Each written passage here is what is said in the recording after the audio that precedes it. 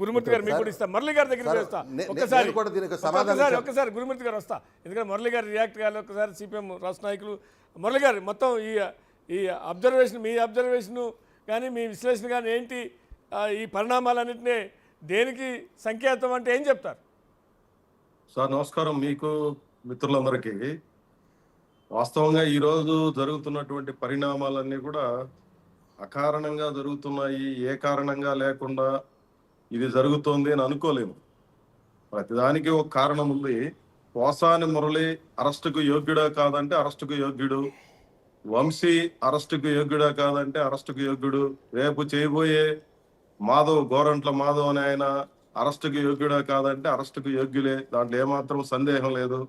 ఇది నేను సూటిగా మొదట చెప్పదలుచుకున్నటువంటి విషయం. కారణం ఏమంటే వీళ్ళు అనుసరించినటువంటి పద్ధతి, వాడిన భాష, వాళ్ళ యొక్క వ్యవహార శైలి, వాళ్ళ దాన్ని ఏమంటాం బాడీ లాంగ్వేజ్, వాళ్ళు వ్యవహరించిన తీరు, ఇంకా కొడాలి నాని కావచ్చు, ఇంకా ఇతర చాలా మంది ఉన్నారు. ఈ పద్ధతిని ప్రారంభించిందే వైసీపీ. ఇదొక దురదృష్టకరమైనటువంటి పరిణామం.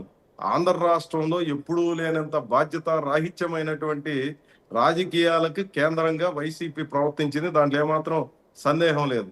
అట్లని చెప్పి నేను టీడీపీ చేసేటివన్నీ చాలా గొప్పవని మాట్లాడడం కోసం కాదు, వీళ్ళు అంతకంటే బాధ్యత రాహిత్యంగా మాట్లాడినారు. కాకపోతే ఆ తీవ్రత చూసినప్పుడు ఏంటంటే ప్రతిపక్షంలో ఉన్నప్పుడు వీళ్ళు కొంత తగ్గి వ్యవహరించారు, అది మనకందరూ కూడా తెలుసు. నేనేమంటానంటే ఈ రోజు ఇప్పుడు ఉదాహరణకి పోసాని మురళి గారు ఆయన రియాక్ట్ అయిన దాని మీద కేసు పెట్టచ్చా పెట్టకూడదంటే కేసు పెట్టచ్చు, ఆయన అరెస్ట్ చేయొచ్చు, జైలు కూడా పంపించచ్చు. 25 కేసులు పెట్టాల్సిన అవసరం లేదు. ఇది తప్పుడు చర్య అంటా నేను. రాష్ట్రంలో 25 కేంద్రాల్లో పోలీస్ కేసు పెట్టి ఆయన అరెస్ట్ చేసి అక్కడి నుంచి కనుక బెయిల్ వస్తే ఇమ్మీడియట్ గా మళ్ళీ అరెస్ట్ చేసి ఇంకొక జైలుకి తీసుకోపోవడం, ఆడా బెయిల్ వస్తే ఇంకో కోర్టుకు తీసుకెళ్లడం, అది ఉందే. ఇది ఒక ప్లాన్డ్, ఇది ప్రభుత్వం చేయాల్సినటువంటి పని కాదు. ప్రభుత్వం ఏం చేయాలి? తప్పు జరిగింది, దాన్ని సరిదిద్దే దానికోసం అవసరమైనటువంటి పద్ధతులు, చట్టానికి లోబడి చట్టబద్ధమైనటువంటి పద్ధతులన్నీ అనుసరించవచ్చు. దాన్ని సమాజం కూడా హర్షిస్తుంది. ఇది ప్రభుత్వం చేయాల్సింది. కానీ ప్రభుత్వం లేదా దానికి ప్రధాన అంగంగా ఉండే పోలీసులు, హోమ్ మినిస్టరు, లేదా ముఖ్యమంత్రి, లేదా లోకేష్ గారు, లేదా డిప్యూటీ సీఎం, వీళ్ళు తమ ప్రధానమైనటువంటి పనులు విడిచిపెట్టి ఎవరెవరిని అరెస్ట్ చేయాలి, ఏ పద్ధతిలో కేసులు పెట్టాలి, ఎక్కడెక్కడ దీన్ని కేంద్రీకరణ చేయాలి అన్నటువంటి పద్ధతిలో వీళ్ళు తమ సమయాన్నంతా వృధా చేసుకుంటా ఇట్లాంటి వాటి మీద కేంద్రీకరించడం అనేది పూర్తిగా న్యాయసమ్మతమైనటువంటిది కాదు.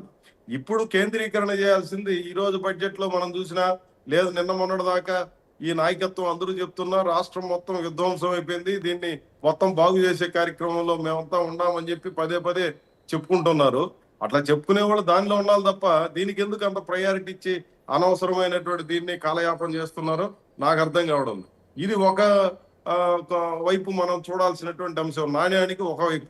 మరోవైపున ఈ రాష్ట్రంలో అత్యంత బాధ్యత రాహిత్యంగా ఉన్నటువంటిది మీడియా రోల్ ఎట్లా ఉంది? వంశీ అరెస్ట్ అయితే ప్రజలకు ఏమండి, రాష్ట్ర ప్రజలకేమి? పోసాని అరెస్ట్ అయితే రాష్ట్ర ప్రజలకు ఏమైపోతా ఉంది? ఇప్పుడు వంశీ అరెస్ట్ అని అంటే అక్కడ టన్నెల్లో 8 మంది తగులుకొని మొత్తం చచ్చిపోతారా బతుకుతారా తెలియనటువంటి దుస్థితిలో ఉన్నటువంటి రోజు ఆ వార్తకు ప్రాధాన్యత ఉండదా? 2వ పేజీలోనో 3వ పేజీలోనో చివరి పేజీలో ఉంటుందా? వంశీ అరెస్ట్ అనేది బ్యానర్ ఐటమ్ గా పెట్టేంత దౌర్భాగ్యకరమైనటువంటి స్థితికి మీడియా వచ్చేసిందనంటే ఏం చేయాలి? ఇప్పుడు ట్రంప్ 43 కోట్ల రూపాయలు, 43.5 కోట్ల రూపాయలు కడితే పౌరసత్వం వస్తుందన్నటువంటి వార్త చిన్నదైపోయింది. పోసాని మురళిని అరెస్ట్ చేసిందో లేదంటే ఇక ఇట్లాంటి అరెస్ట్ ఉన్నాయో వాటి చుట్టూ అది ప్రధానమైపోయినట్టుగా కనిపిస్తా ఉంది. మీడియా అనుసరిస్తున్నటువంటి పద్ధతి అన్నిట్లో మార్పు, రాజకీయాల్లో మార్పు, విలువల్లో మార్పు, మీడియాలో మార్పు, దేశంలోనే ప్రపంచంలోనే మీరన్నట్టుగా అమెరికా కూడా మనం చూసాం. అమెరికా ఎన్నికల వ్యవహార శైలి అక్కడ కూడా ఉంది. అంటే భారతదేశానికే లేదు ఆ జాడ్యం. అమెరికా ఉన్నత అభివృద్ధి చెందిన దేశాలకు కూడా ఆ జాడ్యం పాకినటువంటి పరిస్థితి. ప్రపంచవ్యాప్తంగానే ఒక గ్లోబలైజేషన్ యుగంలో ఈ పరిణామాలన్నీ మీరన్నట్టుగా హర్షణీయం కాదు, స్వాగతించదగ్గవి కాదు. కానీ ఇక ఆ రకమైనటువంటి పరిణామాల మీద చర్చ అయితే జరగాలి. నేను దాన్ని వ్యతిరేకించట్లేదు. అదే అదే నేను అనేది కూడా అదే, చర్చ జరగాలి. చర్చలు కూడా ఎటువైపు జరగాలని అంటే మంచి వైపు, విలువల వైపు జరగాలి. మనకు స్వాతంత్రోద్యమం తర్వాత అది కాంగ్రెస్ కావచ్చు, కమ్యూనిస్టులు కావచ్చు, కమ్యూనిస్టులు కాంగ్రెసే ప్రధానమైనటువంటి శక్తులుగా మనకు ఆ తర్వాత రోజుల్లో ఉండేటివి. కాంగ్రెస్ లో ఉన్నటువంటి వాళ్ళు కూడా చాలా తీవ్రమైనటువంటి వ్యతిరేకతతో వ్యవహరించినటువంటి వాళ్ళు ఉన్నారు. రాజకీయాల్లోకి వచ్చేటప్పటికి కాశీనాథు నాగేశ్వరరావు గారు అమృతాంజనం ఫ్యాక్టరీ అతనికి ఉందని చెప్పి ఆయన రాజకీయాల్లోకి రావడానికి వీల్లేదని చెప్పి కాంగ్రెస్ పార్టీ ప్రకటించింది. ఒక బూర్జువా పార్టీ. కాంగ్రెస్ పార్టీ కేవలం వ్యాపారాలు చేస్తున్నాడు, అతను ఒక పారిశ్రామికవేత్త కాబట్టి అతను రాజకీయాల్లోకి రావడానికి మేము అంగీకరించడం లేదు అని చెప్పి కాంగ్రెస్ పార్టీ ప్రకటించింది ఆ రోజున. అంటే వ్యాపారస్తులు రాజకీయాల్లోకి రావడానికి వీల్లేదు అని చెప్పి కాంగ్రెస్ పార్టీ లాంటి పార్టీనే ప్రకటన చేసిందంటే ఈ రోజు రాజకీయాలు చూడండి.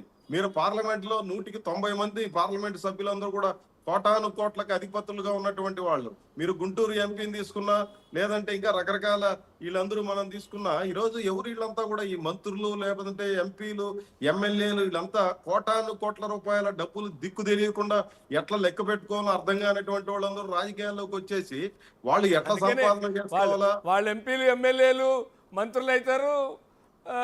గురుమూర్తి గారు లాంటి వాళ్ళు కష్టపడ్డా కార్పొరేషన్ చైర్మన్లు అవుతారు. అదే ఇట్లాంటి డబ్బులు వాళ్ళంతా గెలవాలి కదా, discussions లో గెలవాలంటే ఉంటారు. డబ్బులు ఇంపార్టెంట్ అయిపోయినాయి రాజకీయాల్లో. అది ఎవరైనా, రామారావు గారైనా, మీరైనా, గురుమూర్తి గారైనా, వీళ్ళు ఎవరైనా కానీ. అదే ఈ ధోరణి పోవాలి. ఈ ధోరణి పోవాలని అంటే చర్చ పెద్ద ఎత్తున జరగాలి. దురదృష్టం ఏంటంటే Right. రాజకీయాల్లో ఈ రకమైనటువంటిని ఆహ్వానించకూడదు ఎవరైనప్పటికీ. ఇది చాలా దురదృష్టకరమైనటువంటి పరిణామం. ఈరోజు రాష్ట్ర బడ్జెట్ ఎంత అన్యాయమైనటువంటి పద్ధతిలో ఉందో, లేదా బాగుందా బాగలేదా, దీని మీద కూడా చాలా పెద్ద ఎత్తున చర్చ జరగాల్సినటువంటి అవసరం ఉంది. వైసీపీ పూర్తిగా అసలు అసెంబ్లీకే వెళ్లకుండా ఎత్తేసి ఈ రోజు బాధ్యతలైన తనంతో వ్యవహరిస్తా ఉంది. ఇట్లాంటి అన్నింటినీ కూడా పరిశీలన చేయాలి. వాళ్ళు కూడా నేను రిక్వెస్ట్ చేసేది ఏమంటే ప్రజా సమస్యల్ని చర్చనీయాంశం Exactly. చేయాలి.